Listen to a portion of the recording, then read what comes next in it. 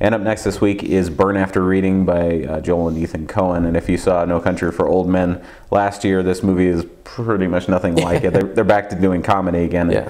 And it's not, their comedies aren't obviously as dramatically groundbreaking as No Country for Old Men or Fargo are, but, they always have something to say. And I think the little jab they're taking, you could call it a political movie. They're taking a jab at the CIA and other intelligence and law enforcement agencies. And it is my sincere hope that the CIA has better things to do than clean up the mess left by a bunch of morons. And the plot is a CIA agent played by John Malkovich is early retired from the CIA because of his drinking problem. And he, of course, says he doesn't, but it's pretty clear by his actions that he does, in fact, have a drinking problem.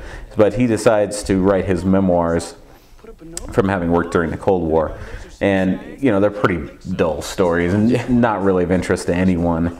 But some gym employees get a hold of a disc containing the early draft of these memoirs, and they think they're state secrets. And Brad Pitt and Frances McDormand play the gym employees, and they don't know what to do with state secrets. But instead of just returning them, they try to blackmail Malkovich's character, and that doesn't work. So then they try selling it to the Russians. Apparently, they haven't been informed that the Cold War is over. And, it's just a bunch of bumbling fools, and all of it happening under the watchful eye of the CIA, but they don't do anything about it. They just sort of watch it and try to understand it as best they can. Yeah, they try to clean up the mess that they've made, getting rid of bodies and things like that. And it's another ensemble cast by the Coen brothers, and everybody does really good work within the confines of their characters. J.K. Simmons plays the director of the CIA, and I think he kind of sums up the movie best. And he says, just kind of keep an eye on everybody and let me know when it makes sense. And it really doesn't make any sense to anybody outside the audience. I don't even know if it made a whole lot of sense.